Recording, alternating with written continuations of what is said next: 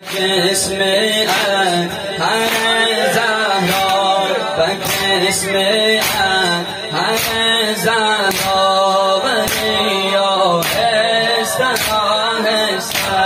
به ایزان رمان اصحاب یا استهانستن به ایزان رمان اصحاب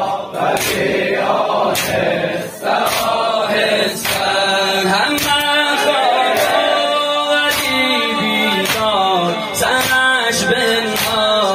بر دیوار همه خواب و